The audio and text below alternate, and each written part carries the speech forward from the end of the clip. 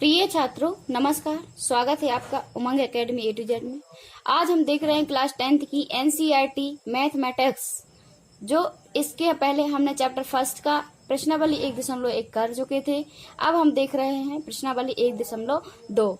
इसमें जितने भी सवाल होंगे, जितने भी प्रश्न दिए होंगे, मैं सब आपको एक एक करके करवाऊंगी। बस मेरे साथ साथ आपको भी थोड़ी सी मेहनत करनी पड़ेगी। और जहां पर भी आपको डाउट लगे तो आप मुझसे कमेंट करके पूछ सकते हो। बाकी मैं इतनी सिंपल और इतनी साधारण विधि से आपको बताऊंगी कि आपको पूछने का चांस ही नहीं रहेगा। ठीक है, बिल्कुल स्लोली चलेंगे अपन, इतनी जल्दी कोई भी नहीं है, बहुत स्लो करेंगे और एक एक करके सभी क्वेश्चन देखेंगे।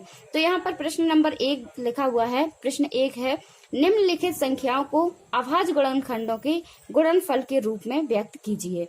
ऐसा दिया है, क्या सवाल दिया है। ठीक है, गुणनखंड है, यहाँ पर क्या है, गुणनखंड के रूप में व्यक्त करना है। किसको? अभाज्य गुणनखंडों को।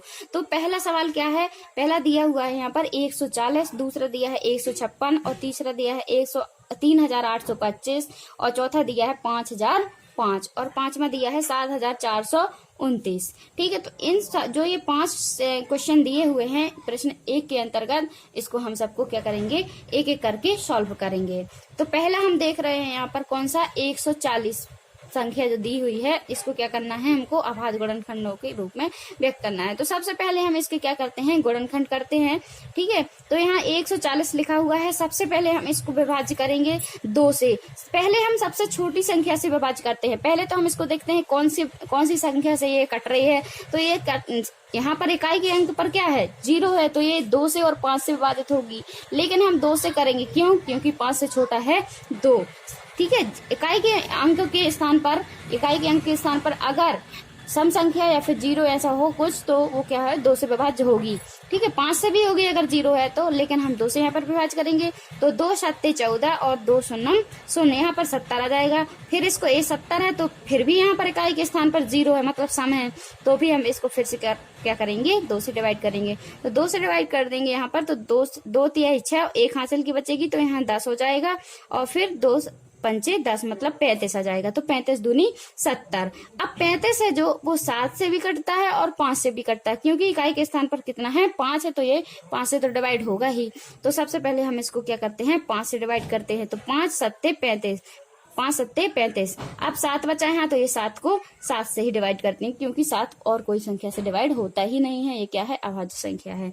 अब हम यहाँ पर इसको लिखेंगे क्या, गुणनखंड। कितने बार है, 2 गुणित 2 गुणित 5 गुणित 7, इतने आए इसके जे क्या, गुणनखंड। ठीक है, अब हम इसको घात के रूप में लिखेंगे। घात के रूप में कैसा लिखना है, जैसे जो 2 है, ठीक है, तो 2 लिखा, फिर 2 कितनी बार आया है, 2 बार आया है, तो हमने क्या लिख दिया, 2 की घात 2।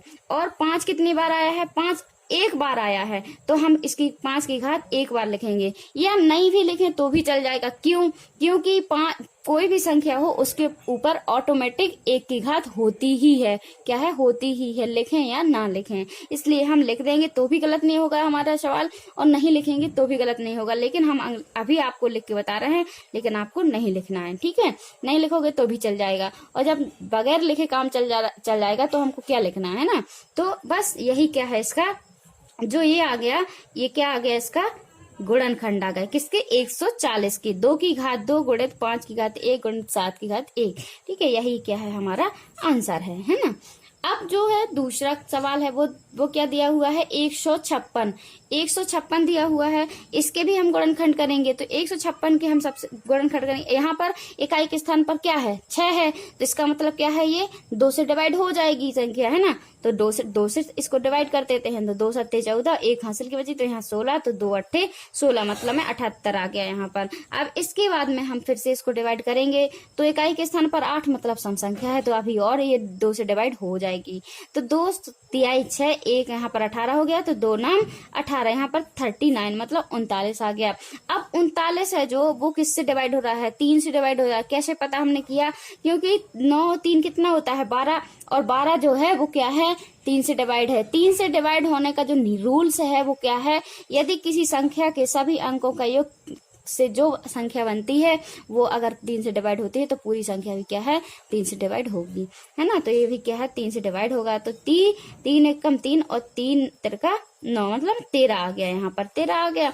अब 13 है जो वो एक अभाज्य संख्या है, इसका मतलब वो किसी और संख्या से नहीं कटेगी, ये 13 से कटेगी, तो 13 एकम 13। इतने इसके गुणनखंड आ गए, कितने, 2 की घात 2 गुणित 2 बार 2 है, और इसके बाद 3 गुणित 13, इतने आ गए इसके। ठीक है, अब क्या है, जो 2 इसको घात के रूप में लिखना है अब हमको, है ना, घात के रूप में लिखना है, तो 2 की घात कितने, 2 आएगा। क्यों आएगा, क्योंकि 2 कितने बार आया है, 2 बार आया है, इसलिए हमने 2 की घात 2 लिख दिया है ना।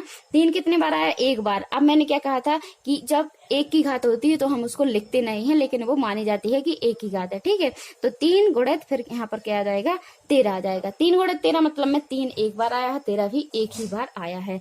बस यही क्या है, आपका आंसर है। बस आपको जब क्वेश्चन में परीक्षा में क्वेश्चन सॉल्व करना है, पेपर जो क्वेश्चन सॉल्व करोगे ना, तब आपको बहुत डिटेल से लिखना होता है। ठीक है, आप ये गुणनखंड करो या ना करो, लेकिन आपको इतना तो करना ही होगा। यदि ये नहीं भी करोगे तो भी चल जाएगा, और कर भी दोगे तो कोई गलत नहीं है, पर अच्छे सिस्टमेटिक तरीके से करना होगा आपको। ये रफ कार्य है, मैंने यहाँ पर कर दिया है आपको समझाने के लिए। अगर आप करना चाहें पेपर में तो कर भी सकते हैं, और नहीं करना चाहे तो नहीं भी कर सकते हैं, लेकिन अपना आपको इतना करना तो अनिवार्य ही है ना। मैंने इसको पहले से लिख के थोड़ा थोड़ा इसलिए रखा है कि आपका जो टाइम है बहुत कम टाइम में मैं अधिक चीजें बता दूं, इसलिए लिख के रखा है मैंने, है ना। अब तीसरा जो सवाल है हमारा वो क्या है, 3825 है, और 3825 के गुणनखंड सबसे पहले हम करेंगे। तो 3825 क्या है, सबसे पहले 2 से तो ये डिवाइड होगी नहीं, क्यों, क्योंकि इकाई के स्थान पर क्या है, सम संख्या नहीं है ना, विषम संख्या है, तो 3 से डिवाइड तो होगी नहीं। अब हम इसको 3 से करके देखते हैं। ठीक है, 3 से करने के लिए क्या है, सभी जो अंक हैं इनका योग करते हैं, और फिर जो योग है वो अगर 3 से डिवाइड हो जाता है तो इसका मतलब है कि संख्या भी 3 से डिवाइड हो जाएगी। तो 5 और 2 7 और 8 15 और 3 18, 18 क्या है, 3 से डिवाइड हो जाता है, इसका मतलब है कि ये पूरी संख्या क्या है, 3 से डिवाइड होगी। तो 3 से करते हैं हम, 3 एकम 3, 3 दूनी 6, यहाँ का 2 बचा तो 22 हो गया, तो 30 सत्ते 21 बची 1, है ना, तो यहाँ पर 15 होगा, 3 5 15, यहाँ पर कितना आया, 1275 आ गया। अब जो 1275 है वो कितने से डिवाइड होगा, फिर से हम 2 से तो होगा नहीं, क्योंकि इकाई के स्थान पर विषम संख्या है। अब 3 से देखते हैं, 5 7 12 13 14 15, 15 आया इन सभी अंकों का योग, इसका मतलब 3 से फिर से डिवाइड हो रही है ना। तो 3 चौके 12 और 3 दूनी 6 और 1 3 5 15, 425 आ गया इस बार। अब 425 है वो क्या है, 2 से तो हो ही नहीं रहा, 3 से देखते हैं, 5 2 7 4 11, 11 तो 3 से डिवाइड नहीं हो रहा है, तो इकाई के स्थान पर क्या है, 4 है ना, वो 5 है, तो 5 से इसका मतलब है ये 5 से तो डिवाइड हो रही होगी, है ना। तो 5 से करते हैं इसको, तो 5 8 40 बची 2 5 25, कितना आया यहाँ पर, 85 आ गया। अब 85 है जो वो 17 से भी डिवाइड होता है, 5 से भी होता है। ठीक है, 5 तो सबसे पहले हम 5 से करेंगे, तो यहाँ 17 आ जाएगा, फिर 17 का एक बार करेंगे तो 17 एकम 17 आ जाएगा यहाँ पर।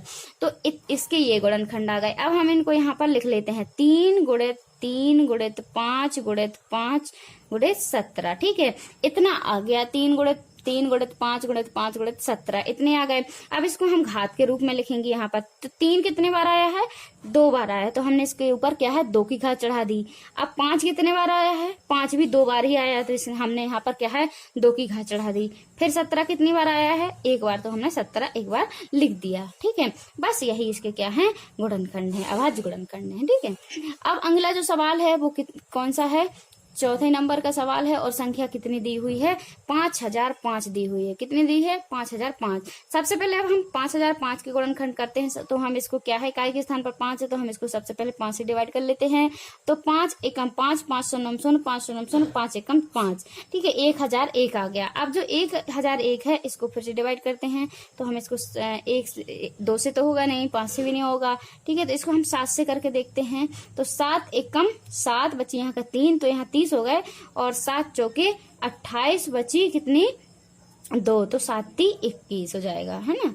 तो 143 मतलब है 143 यहाँ आ गया। अब जो 143 है वो 11 से डिवाइड हो रहा है। ठीक है, तो 11 एकम 11 बची 3, 11 3 33, यहाँ पर 13 आ गया। अब इसको 13 से डिवाइड करें, 13 एकम 13, तो यहाँ पर इसके कितने गुणनखंड आ गए, 5 गुणित 7 गुणित 11 गुणित 13, यहाँ इतना आ गया।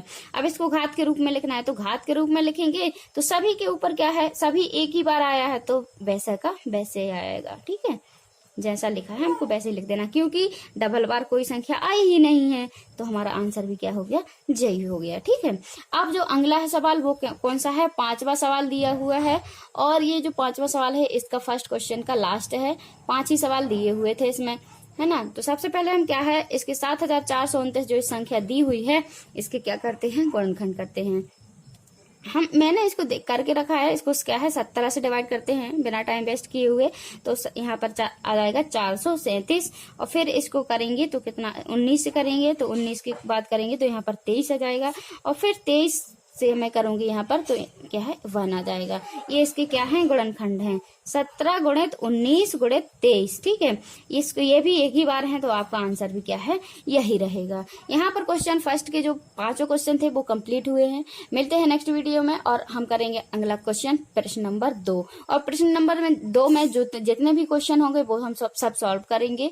ठीक है, यहाँ पर इसमें अगर आपको कोई डाउट हो, कहीं पर आपको कुछ समझ में नहीं आया हो तो आप कमेंट करके मुझसे पूछ सकते हो। और अगर वीडियो अच्छी लगी हो तो लाइक करना और अपने दोस्तों में शेयर करना। अगर आपने अभी तक मेरे चैनल को सब्सक्राइब नहीं किया है तो प्लीज सब्सक्राइब भी कर लेना और बेल आइकन भी प्रेस कर लेना, ताकि मैं कोई भी जैसे नई वीडियो डालूं तो आपके पास नोटिफिकेशन तुरंत पहुंच जाए। जैसे मैं अब कोर्स करवा रही हूं आपका क्लास 10th का, तो लगातार मैं वीडियो अपलोड करती रहूंगी, तो इसलिए आपको बहुत जरूरी है कि चैनल को सब्सक्राइब करके और बेल आइकन प्रेस कर लेना चाहिए। ठीक है, थैंक्स फॉर वॉचिंग।